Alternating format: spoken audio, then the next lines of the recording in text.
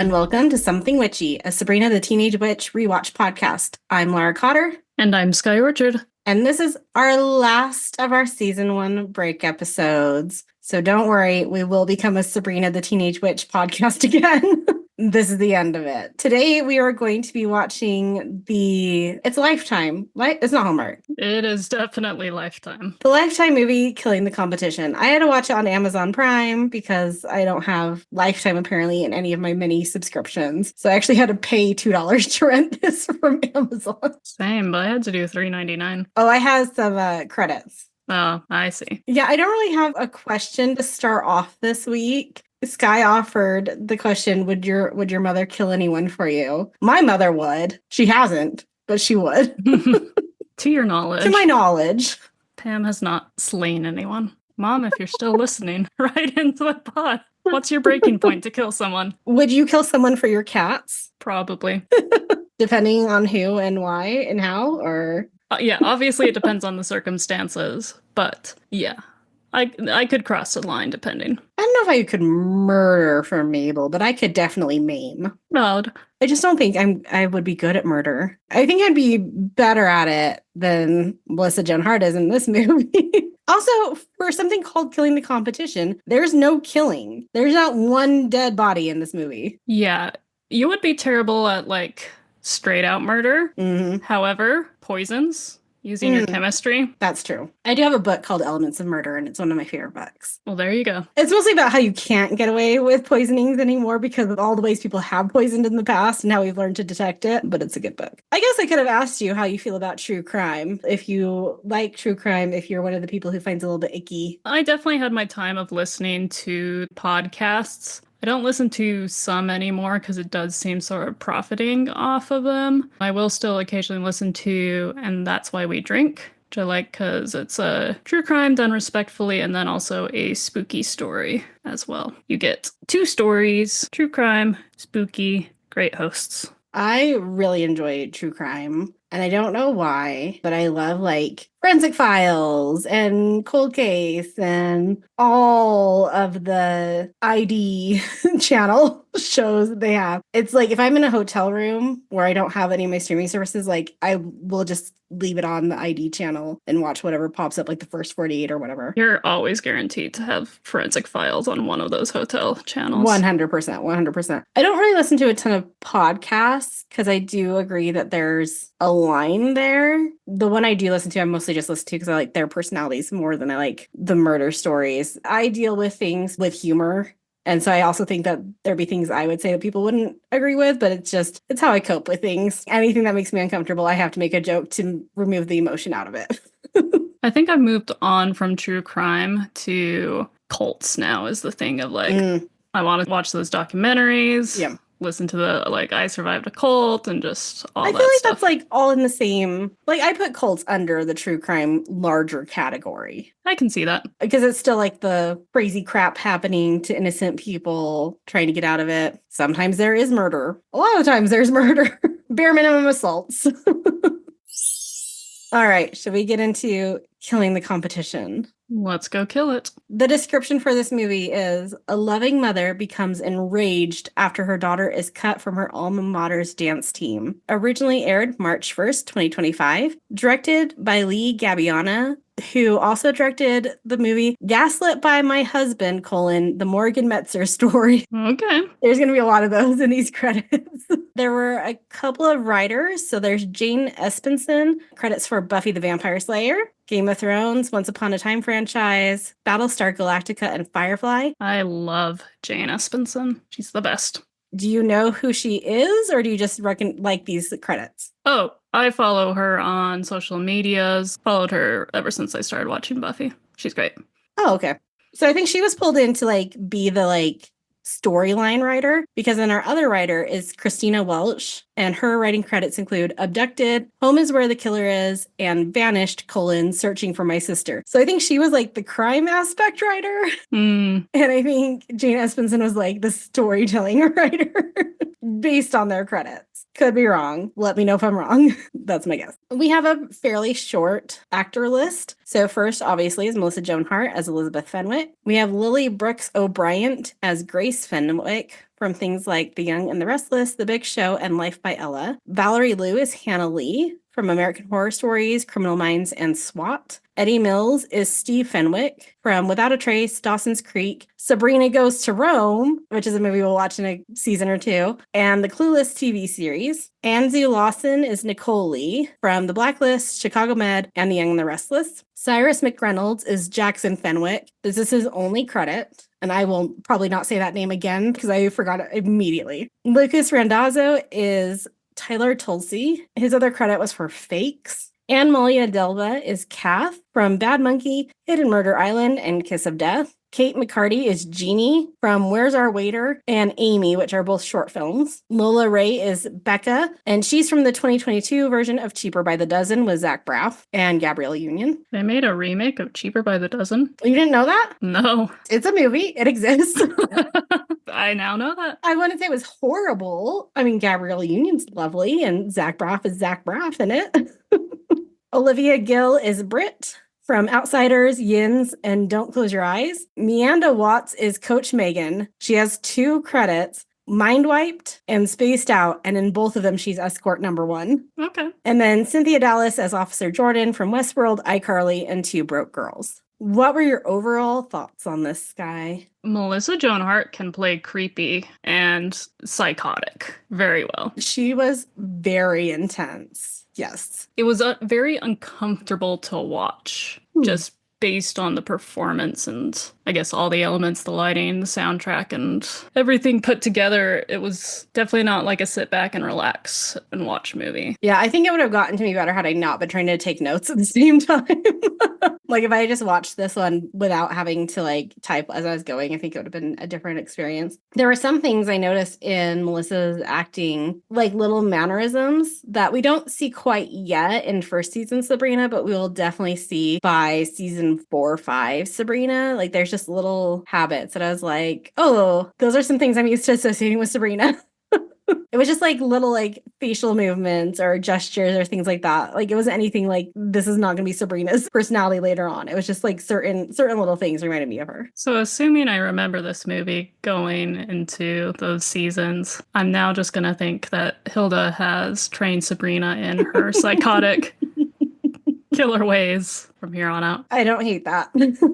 So we start off with a little disclaimer at the front saying that it is inspired by actual events, but that this is a fictional story. Yes, and my search engine queries sucked tonight. I just kept getting like the AI overview of, it's a conglomeration of actual events and characters, and just it's bringing together the ideas of these moms and not telling me what these actual events that this disclaimer just said were. And so I gave up, but it looks like you managed to find at least one event. Yes, I did not give up. So at first I was getting a little frustrated because the only one I could find called the Pom Pom murder. It was like a mom killed the mother of another girl who got on the cheer team because she was hoping she'd be too sad by her mom dying to be on the team anymore. Surprisingly, that's not actually the story that this one is based off. There's another one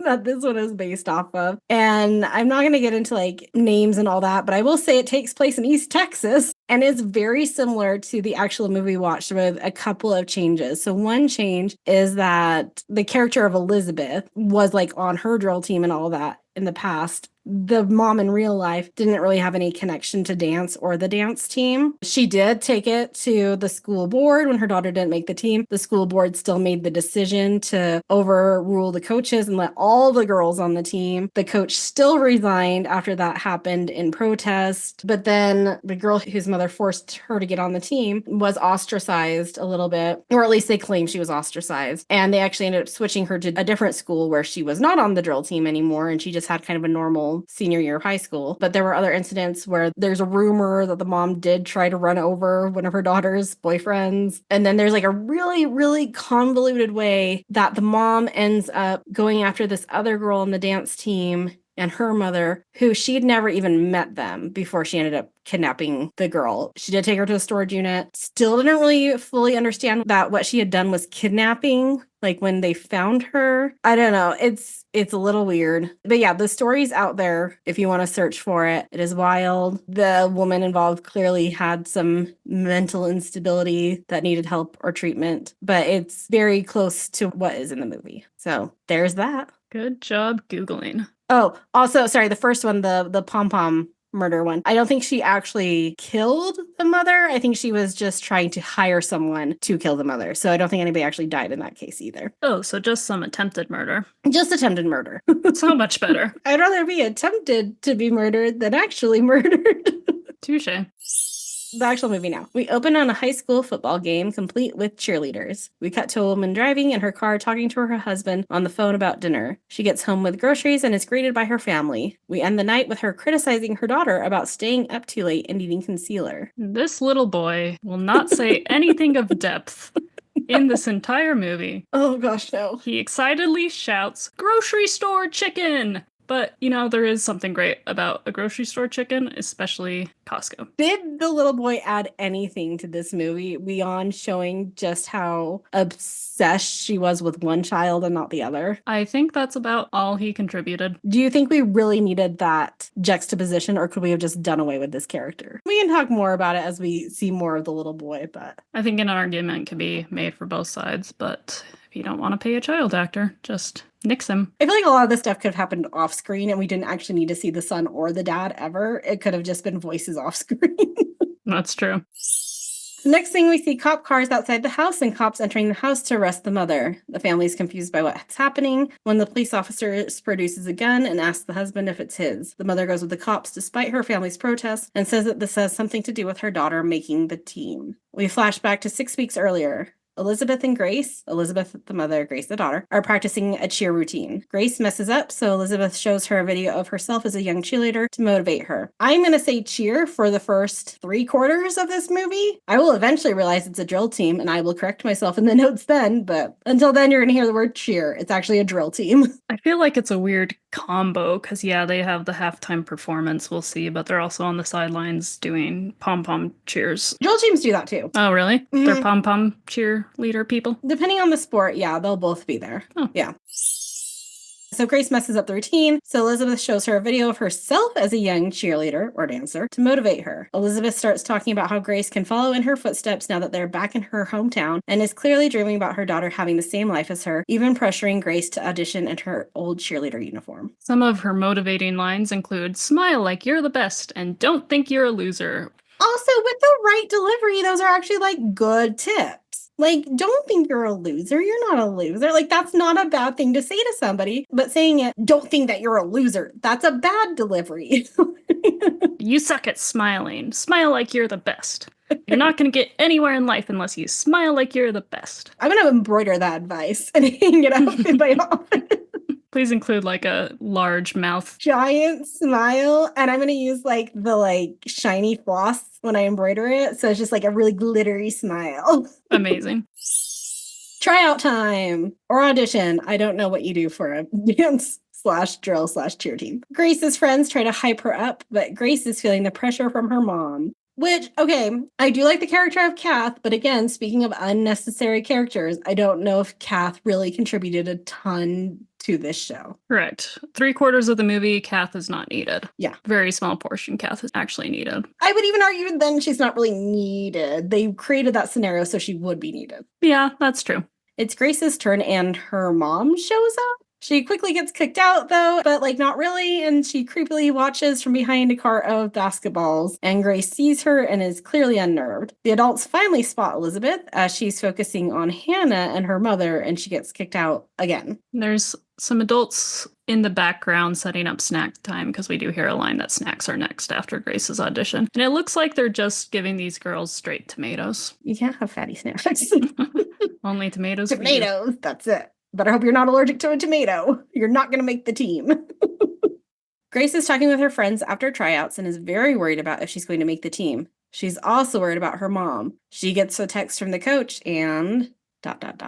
cliffhanger right there. During this scene, Tyler jokes that Grace could be her middle name, saying, Grace is your middle name, which is weird because that is your first name. However, based on the very little we've seen of Elizabeth so far, I fully believe she would at least consider naming her daughter Grace Grace. You say Grace Grace, and my brain hears Gus Gus, like from Cinderella, so I accept that. That's a good name. You know, Grace has a little bit of Gus Gus energy, I'd say. You're not wrong. All right, so she gets a text from her coach, and we cut to the next scene where Grace is telling Elizabeth she didn't make the team. Elizabeth is not taking it well, but I'm really enjoying the lovely blue tones throughout the scene, and they carry throughout the rest of the show. Like, it was very weird how it was so blue and like visually calming for how stressful the scenes were. But they had like some really like calm, chill tones throughout most of the movie. Elizabeth tells a story about how her mom didn't back her up when she tried to change the school uniforms and then gaslit her about it. She then claims the team is gaslighting Grace by not letting her on, and that's not gaslighting. That's not gaslighting. And then she says that Grace is the doormat, and Elizabeth promises to fix it. The primary theme song for this movie should just be Gaslighter by the Chicks. If anybody's a gaslighter here, it's Elizabeth. Oh, 100%. And that is her song. There's got to be like crazy or psychopath or overbearing mom. Oh, yes. She's multi-dimensional. The next Taylor Swift song is Overbearing Mom. Oh, gosh. Elizabeth is speaking in front of a school board to try and get Grace on the team, implying that the coaches are discriminating against her daughter because they're mad she was the head dancer when they were all on the team. She argues that the team size should be expanded. This is where we also learn the team is called the Thresherettes. The board dismisses everyone so they can talk. What was your drill team's name in high school, Sky? Do you remember? I think it might have been the Honeybees. Honeybees? What was your mascot? The bees. Okay. Wasn't in existence for the later half of high school because there was some drama behind the scenes that I'm not fully sure what was the drama, but drill team went away for a while. Did someone get kidnapped? I don't think there was kidnapping.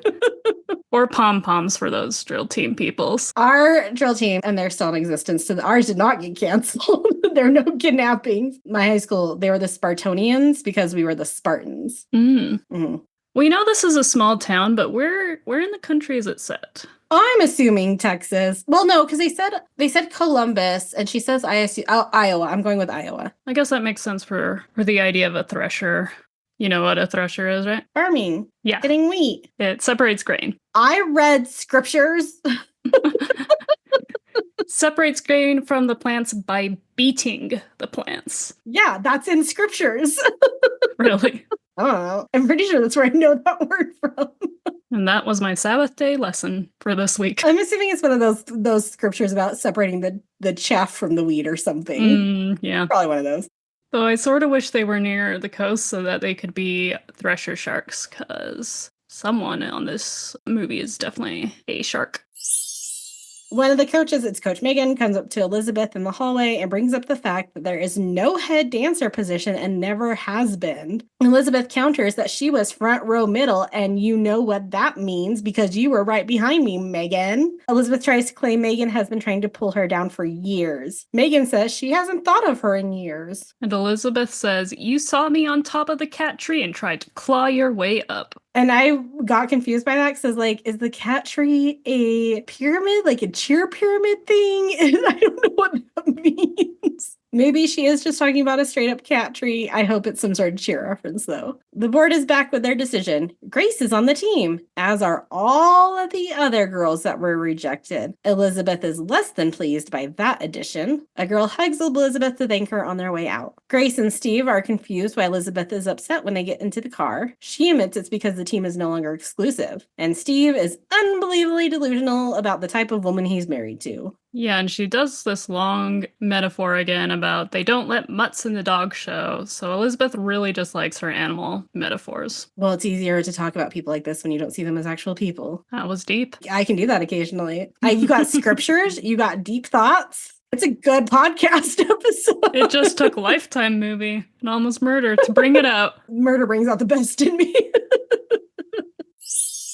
Grace is at her first practice with her friends trying to hype her up again. Man, I would be so tired being her friend if your whole job is just be like, no, Grace, you're good. You're so good. You're going to do so well. I don't want to be her friend. Hannah comes over to welcome her and breaks the news that Coach Megan resigned, so Hannah's mom will be filling in as coach. I immediately assumed at this point that Megan had been killed, and I thought this was going to be a serial murder thing. And then Elizabeth is still just creepily lurking around the school. To continue the cat tree metaphor, Elizabeth could be Scar and Megan would be Mufasa, just letting go as Megan's clinging to the cliff. No! I'm not going deep this episode. That's okay. Not exactly a deep movie.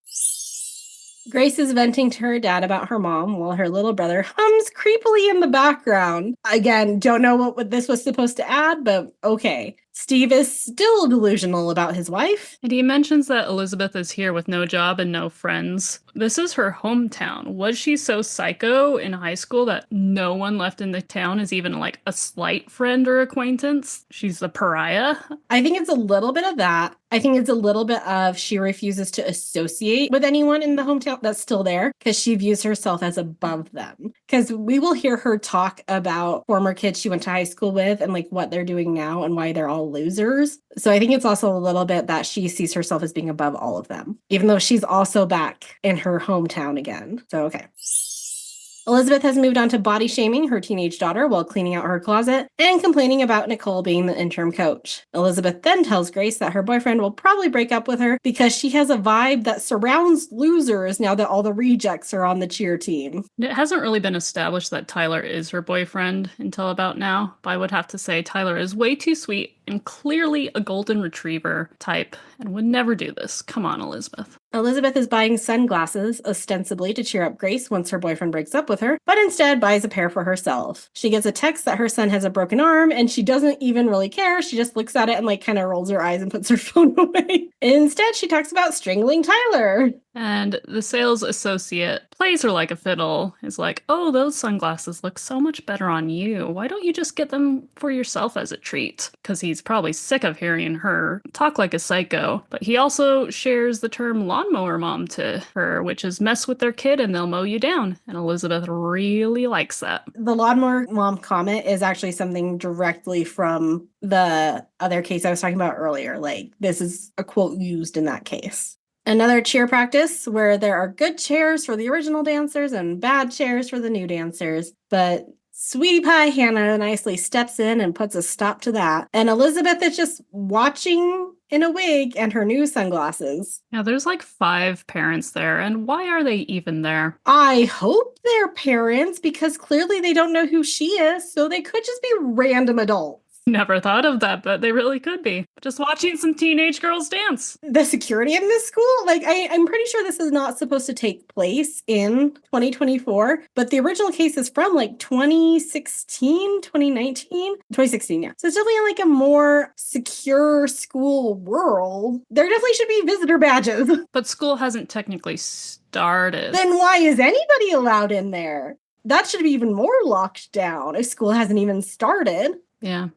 I mean, some sports teams do start before the school year. But they should be even more locked down as to like who's being allowed in the building. Oh, yeah. Agreed. It'd be like, if you don't have a key or you don't have somebody with a key letting you in, you shouldn't be in that building. You are not a coach. You are not an adult who should be in this building. Yeah. I mean, I can okay, sorry, we're not done with this. I can understand like some adults, like some parents being allowed to like hang around. Let's say you have a 15 going on 16-year-old on the team and they can't drive home yet. So you need to hang out, wait for them, and you don't want to wait in your hot car because it's August in Iowa. So you're like, hey, can I just chill in the gym while they do their thing? Like, I can understand being like, yeah, sure, that's fine. Come in and just wait in the gym with us. But again, supposedly, Elizabeth's disguise is good enough that no one knows who she is. How did she get in? How did no one clock her and be like, you need to leave? Because Grace doesn't notice her. How well do you know your mother, Grace? I thought you were asking me how well I knew my mother. I would notice if my mother was wearing a bad wig and some sunglasses. Yeah, I feel like the same. You would recognize my mother if she was wearing a bad wig and some sunglasses. Oh, yes. Pam and my own mother, I feel like I could clock. This is wild. Grace and Elizabeth are shopping for clothes. There's some more body shaming, and Elizabeth telling Grace to break dress code rules and be a trendsetter. The first pair of clothes she shows to Grace that she should get is bedazzled jeans. Are those coming back in style? I haven't seen bedazzled jeans since like 2000. Oh my gosh, I feel like I just saw some. Was I dreaming or was that real? I think it was real. Been having some weird, vivid dreams lately. No, but I feel like I just saw some and they like had some like sparkles on them. And then I saw some that were like really ripped. And I was like, I went through this in junior. I'm not doing this again. Cause I was just like looking for some pants. But also, again, I can't tell what the time period is supposed to be of this show because the fashion seems more modern sometimes, but not others. So I don't know. I mean, they have new iPhones, so. Oh, that's true. I didn't think about phones. Yeah. But the worst was when the bedazzled jeans were bedazzled on the butt pockets. Oh, that's where they were bedazzled at. It was the fronts. It was the front thighs for these jeans. Oh, okay. But growing up, the worst was when it was the butt pockets because it hurt to sit. I did have some glittery. They weren't bedazzled. It was just like sequins. No, just like fine glitter. I did have some glittery jeans that were like glitter on the front, but not on the back, I think. Okay. Be a trendsetter. Wear the glitter jeans. Apparently, the team is doing the same chair choreography they were when Elizabeth was on the team. Grace is trying on clothes while Elizabeth is texting pictures of wedding dresses to Tyler on Grace's phone, and she doesn't even delete the message. She is terrible at this. Tyler gets the text and brushes it off before riding off on his bike, which it seems like he gets the message and he goes off on his bike and it's maybe a minute, but somehow a minute has passed. And even though we're still in the dressing room with Grace trying on clothes, Tyler gets on his bike and starts riding, and then a car chases him down and tries to run him off the road, and it's Elizabeth. Similar note there of like, where the crap is Grace? Or is Tyler just really bad at reading texts in a timely manner so time could pass? But we heard the chime. We like hear the chime and he looks at his phone. Didn't we? I swear we did. We probably did. Continuity, I don't think, is their main concern in this movie. Tyler knows Elizabeth sent the text. And why does this scene look like it was lit by the same people that did Twilight? If anything were to get the Twilight lighting fix, I feel like it is a Lifetime movie, though. I did think briefly of checking the IMDb credits to see who was in charge of lighting, and then I just didn't care. Elizabeth yells at him some more before taking off again. Her license plate is Dance 1. Which I was expecting her to be like a dance teacher or something, not an insurance salesman, broker, whatever insurance people do. Especially because she has a whole dance studio in her house, but okay. Tyler goes to the ice cream store where Grace is working to tell her about what just happened. And what is that hat that Grace is wearing? It is a cow hat, but with the udders sticking up, almost like a coxcomb, but it's udders and a cow pattern around her noggin. No, don't like that. Do not like that. And that's like the only requirement for these employees. No like special apron or anything like that to continue the theme, just this hat. That hat was so confusing because I was expecting I kept thinking is it like a weird snowman? I don't understand. My brain refused to go there. It would not put those pieces together. Grace begs Tyler not to break up with her and promises that she'll take care of her mom. Tyler gives in like an idiot. Elizabeth is writing negative product reviews when Grace confronts her about the text. Elizabeth expects that Tyler broke up with Grace, but he didn't. She still says he won't last long. Elizabeth starts listing all the mistakes Grace has made that she's had to fix, but Grace carries herself like a loser and is surprised when she loses. Grace, so far, has failed AP Chemistry, wore a backless dress for junior prom, which, where's the bra strap supposed to go? Valid. Forgot the guitar for her guitar recital. Also a valid complaint, I feel.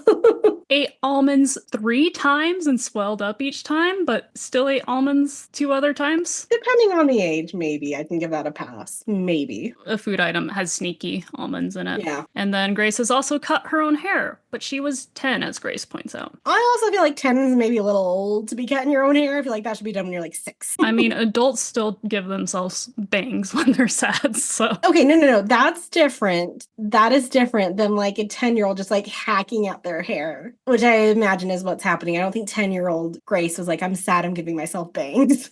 You never know. Have you seen her mother? Also, I have bangs all the time. What are you trying to say, Sky? Your bangs are professionally done. Just sometimes you see people give themselves bangs. That's all I'm saying. That was me in college when I was trying to be really cheap. I would just cut my own bangs. And I'd only like cut like the tiniest little amount off because I didn't want to screw them up. So I had to do it like every week.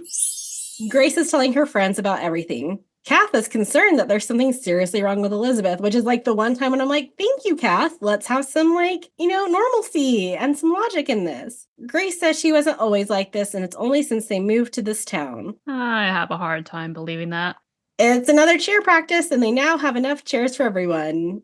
Almost. Hannah has to sit on Grace at the end of the choreography. Tyler shows up at the end of practice, and Elizabeth is still just there in the background watching. And this is where I said, how has no one noticed her by now? And why are there other adults just watching cheer practice? So Sky caught on to that one faster than I did.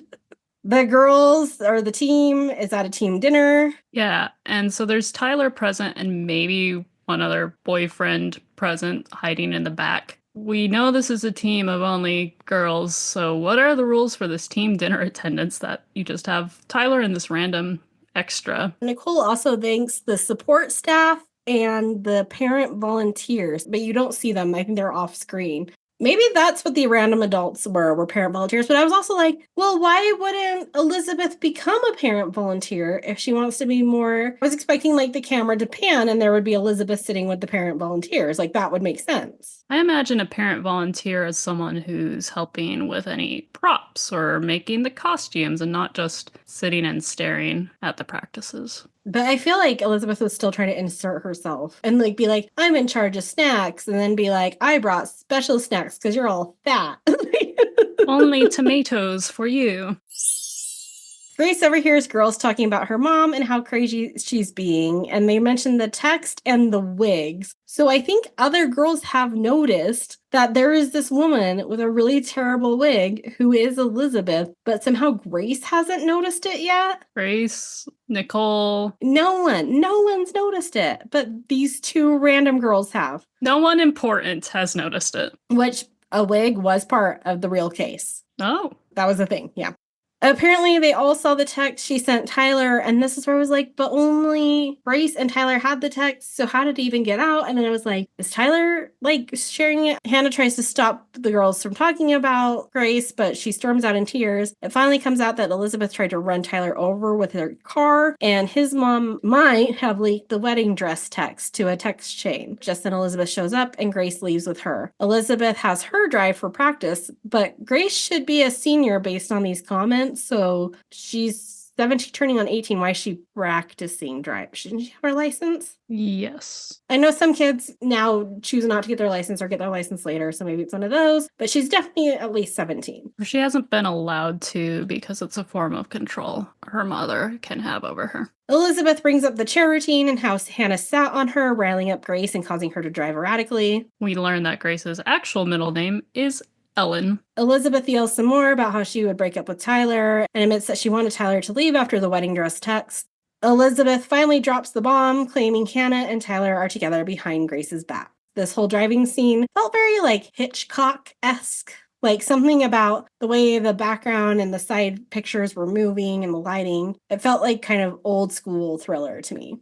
We then cut to a scene with Hannah going to Tyler's house. Hannah asks how crazy Elizabeth is, and Tyler admits very crazy.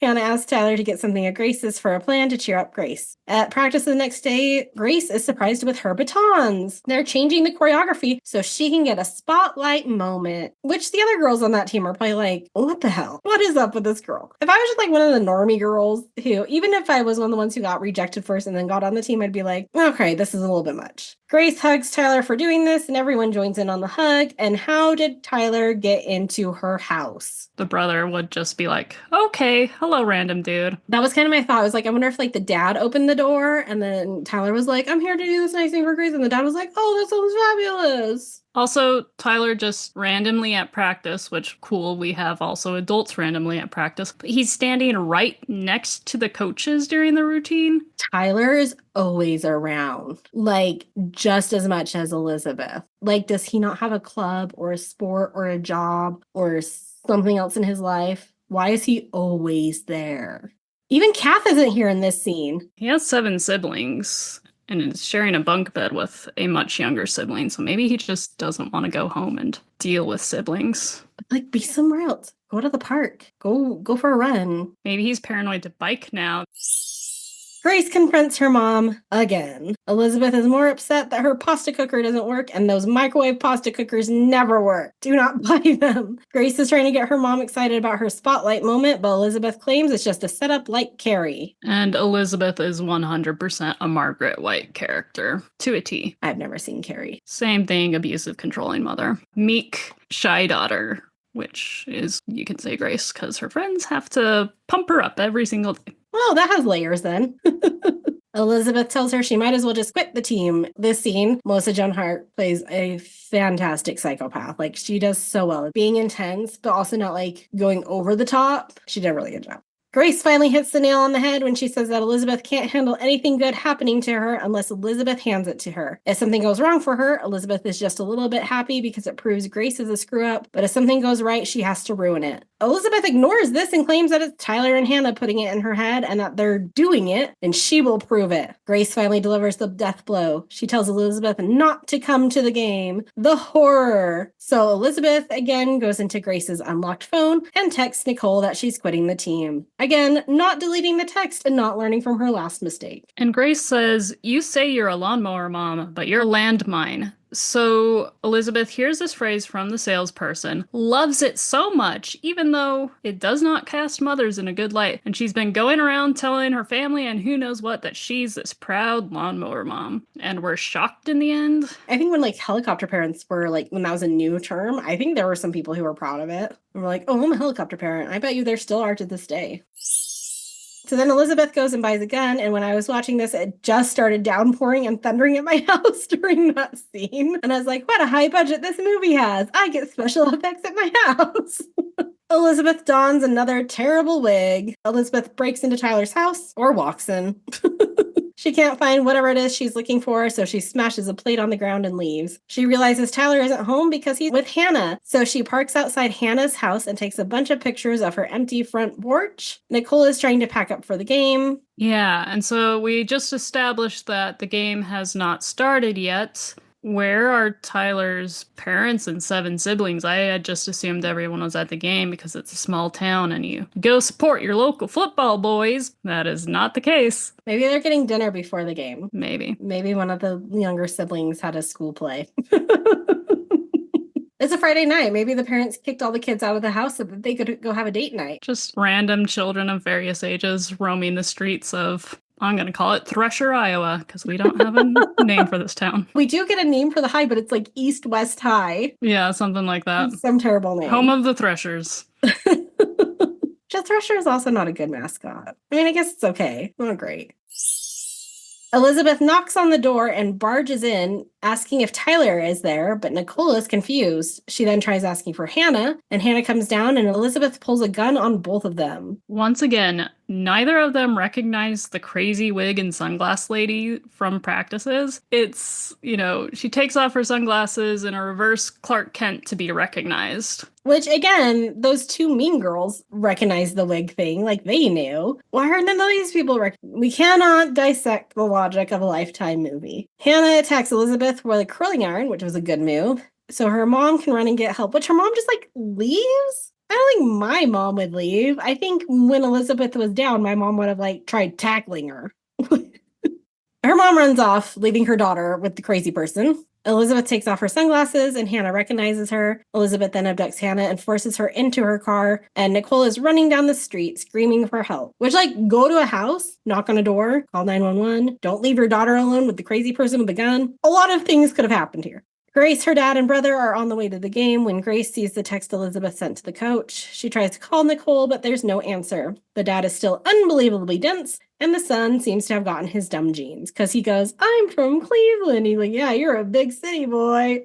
Very deep lines this child is given. This could have been Tyler and Grace driving to the game, and it would have been, there was no need for dad in any of this. He doesn't add anything to this. Elizabeth is still driving with Hannah in the car, and it's gotten dark, so it must have been a while. We get a loop back to the first scene with Elizabeth talking to Steve about dinner. Steve, Grace, and the son whose name I have not bothered to learn arrive at the game. Steve is telling Grace there's nothing to be worried about. Elizabeth takes Hannah into a garage or storage unit where all of her trophies, crowns, and her prom queen picture are. Elizabeth puts on a tiara and tries to get Hannah to put on one of her old costumes. Elizabeth finally realizes Tyler is at the game and tells Hannah they have some time to kill. Whoa.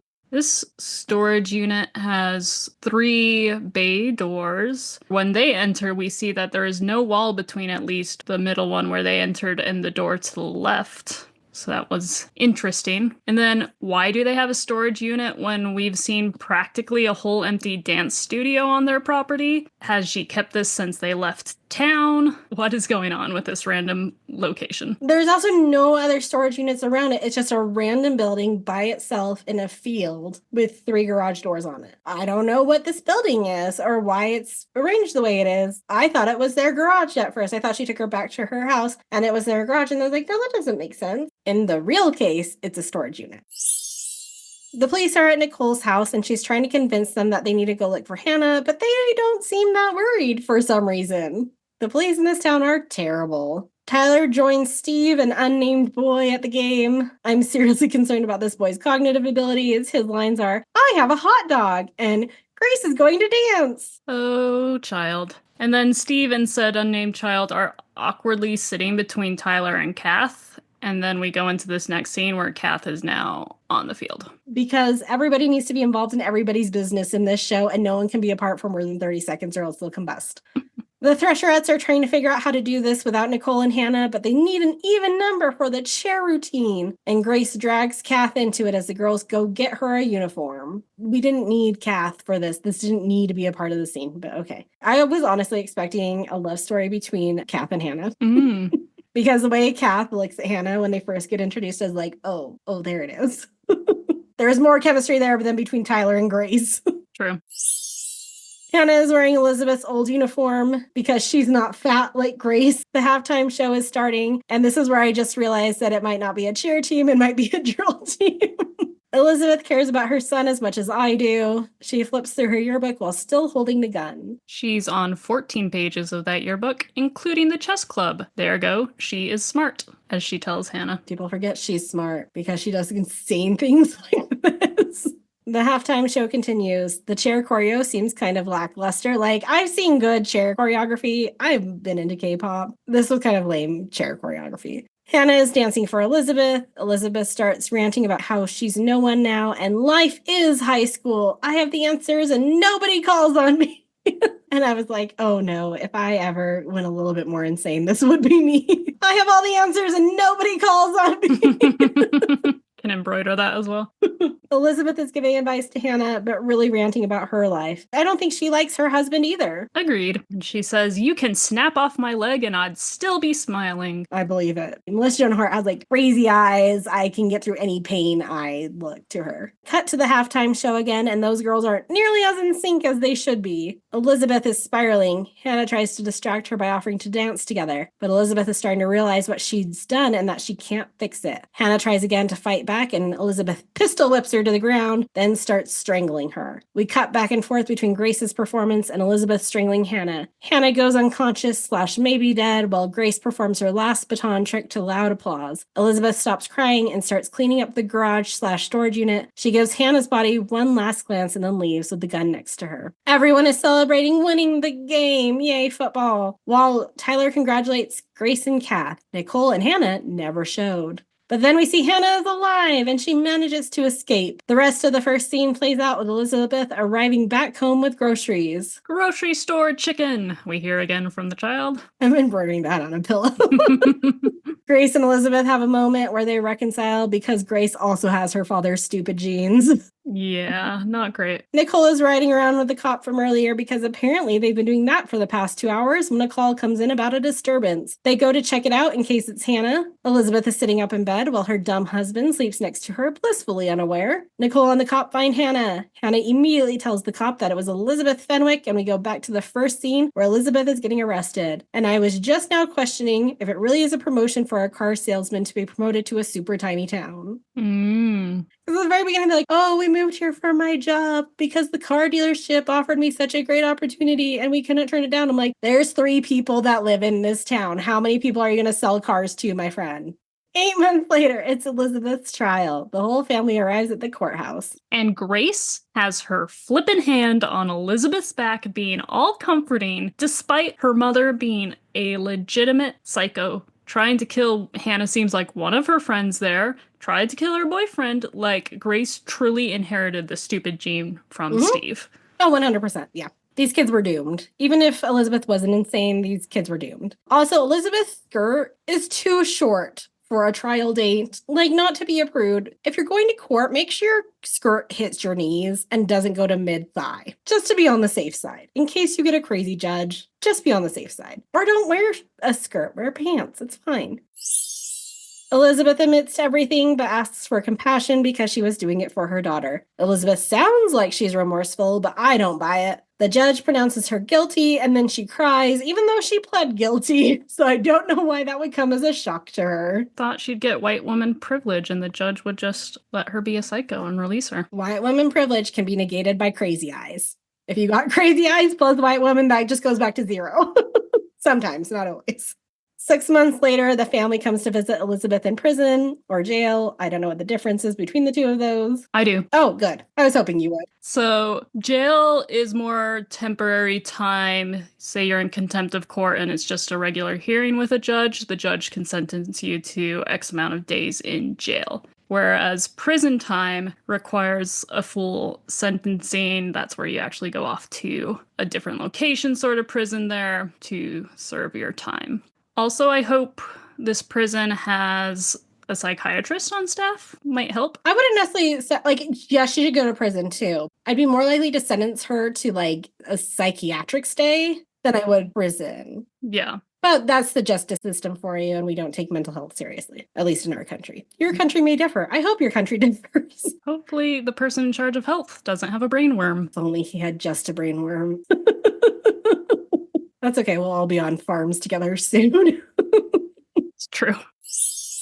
Elizabeth's dumb husband just talks about how pretty she is. You go visit your wife in prison. Oh, you're so fresh-faced and pretty. When I first met her, she took my heart away. Because that's how she looked fresh out of the box. And I was like, okay. Then they talk about Grace going to college, and Elizabeth still seems like she's truly changed. She actually shows affection to her son for the first time this movie. She says his name, Jackson. His name is Jackson. Which we did not need to know that. We didn't know anything about that kid. That kid could have been silent in this movie and would have had the same impact. The family leaves and Elizabeth tries knitting or crocheting. I can't tell the difference. I know one is 2 needles, one is 1. I couldn't tell me she had. And why does she have a knitting or crocheting needle? Yes, it's sort of blunt and chonky plastic, but you can still whittle that down into a shiv. Again, because we don't take mental health seriously. Given her charges, maybe don't give her anything like that. But she still has her hands, and she already strangled somebody with her bare hands. So at this point...